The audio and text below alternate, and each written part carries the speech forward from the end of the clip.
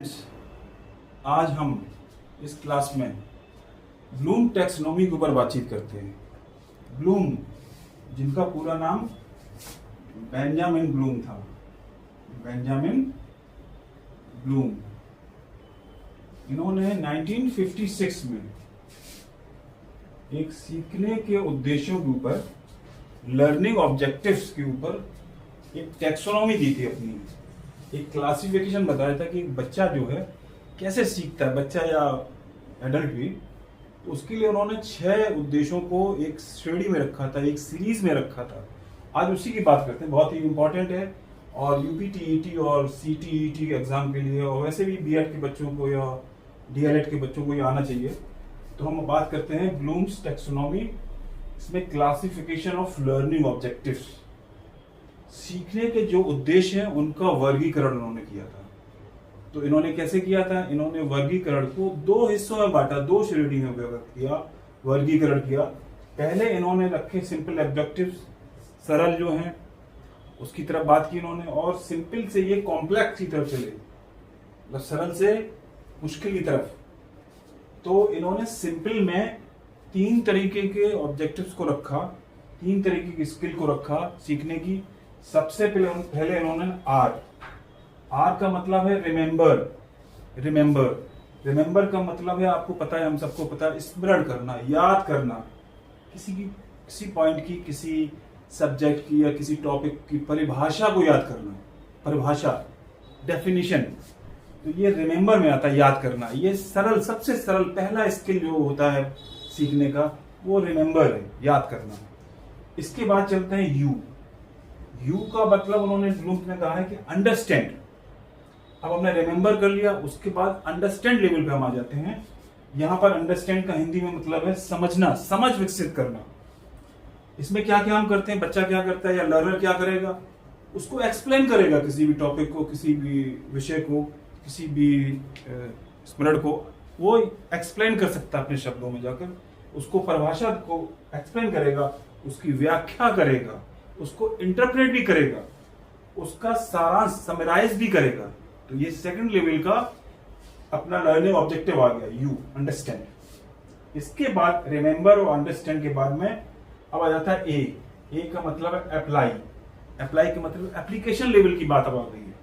तो यहां पर क्या हिंदी इसकी, अनुप्रयोग करना, उसका प्रयोग करना। उसने जो थोड़ी सी स्मरण करने के बाद समझ विकसित की, अब उसको अनुप्रयोग में लाएगा, उसको एप्लीकेशन में लाएगा, सॉल्व करेगा, कोई भी प्रॉब्लम को सॉल्व करना। जो सीख लिया है, जैसे कोई फार्मूला सीख लिया उसने कि ट्रिगोनोमेट्री का, अब उसको अपने प्रयोग में ला रहा है, उससे समस्याओं का हल कर रहा है, प्रदर्शित कर रहा है, डिमोन्स्ट्रेट कर रहा है, अपना जो नॉलेज है उसको डिमोन्स्ट्रेट कर रहा है। तो ये अप्लाई में आ जाएगा। तो ये हमारी जो 3 है, रिमेंबर, अंडरस्टैंड एंड अप्लाई, ये लोअर ऑर्डर की थिंकिंग स्किल डेवलपमेंट की बात है, लोअर ऑर्डर की आती है, मतलब ये सिंपल है।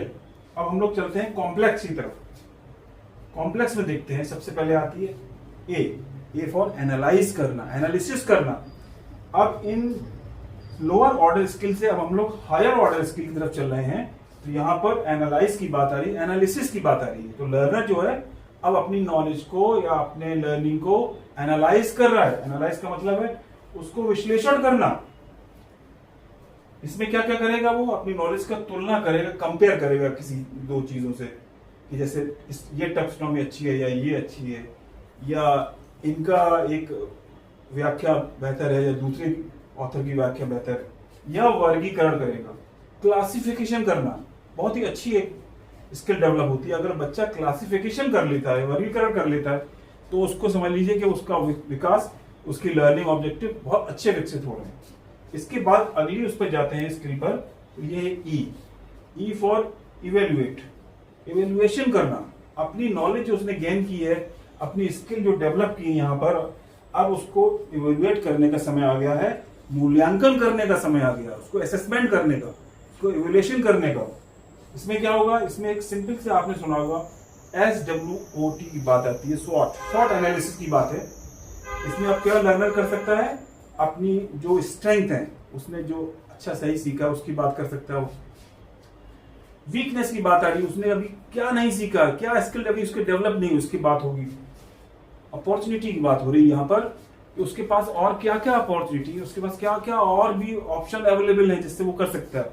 और यहाँ टी की बात आ रही है थ्रेट्स, कि उसके पास क्या थ्रेट है, मतलब क्या अभी सीखने में कुछ एक एनवायरमेंट में समस्या आ रही है या कुछ और समस्या है, इसके बारे में वो एनालाइज कर लेगा।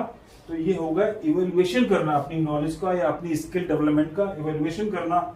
जैसे कि वो आलोचना करना किसी टॉपिक की या किसी संदर्भ की, अगर वो ठीक से आलोचना कर सकता है, उसको क्रिटिसाइज करता है, उसको समराइज कर सकता है, उसको बोल सकता है सही तरीके से, ये इसका मतलब ये इसका इवेल्युएशन या इवेल्युएट कर लेता है। और लास्ट में ब्लूम ने कहा है कि सी या क्रिएट करना, ये लास्ट की स्किल डेवलपमेंट आ गई है। इसमें क्या है, सृजन करना, विकास करना। कोई समस्या थी या कोई क्वेश्चन था या कोई प्रश्न था, उसको हल करना, एक नए विचार का सृजन करना, डिजाइन करना, एक कंक्रीट विचार को बनाना, ये यहां पर आ गया क्रिएट करना। इसका मतलब अब वो बिल्कुल स्किल, उसके जो लर्निंग स्किल है वो बहुत डेवलप हो चुके हैं और जो लर्नर है वो क्रिएट करने की दिशा में आ गया है। तो हमने देखा कि ब्लूम की टैक्सोनॉमी जो है वो 6 उन्होंने स्किल को बांटा है। सबसे पहले सिंपल में 3 को रखा उन्होंने, रिमेंबर, अंडरस्टैंड एंड अप्लाई। और उन्होंने इसको कहा lower order thinking skill development की बात की।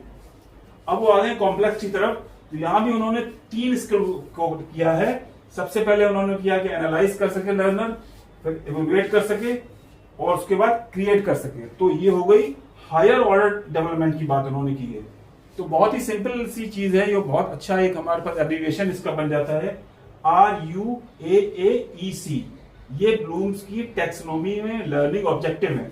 R का मतलब है रिमेंबर करना, U का मतलब है अंडरस्टैंड करना या समझना, A का मतलब है अप्लाई करना, अपनी नॉलेज को अप्लाई करना, इस A का मतलब है एनालाइज करना, एनालिसिस करना, विश्लेषण करना, E का मतलब है इवेल्युएट करना, असेसमेंट करना, अपने नॉलेज को मूल्यांकन करना कि क्या कमियां थी, क्या हमारी स्ट्रेंथ है, और लास्ट में क्रिएट करना। जो भी हमने सीख लिया है, जो स्किल डेवलप हो गए हैं, उससे हम कोई भी नया चीज, नया सृजन कर रहे हैं, कोई नई डिजाइन बना रहे हैं या कोई नया स्टार्टअप भी अब आ गया है। तो यहाँ पर ये क्रिएशन की बात आ गई है। तो फ्रेंड्स, हमने आज देखा कि बेंजामिन ब्लूम्स की टैक्सोनॉमी, उसमें लर्निंग ऑब्जेक्टिव को 6 स्किल्स में बांटा है। 3 जो हैं सिंपल ऑर्डर में है और 3 कॉम्प्लेक्स में है। आपका बहुत बहुत धन्यवाद। अगले टॉपिक में फिर हम और नए सब्जेक्ट के साथ मिलेंगे। थैंक यू, शुक्रिया।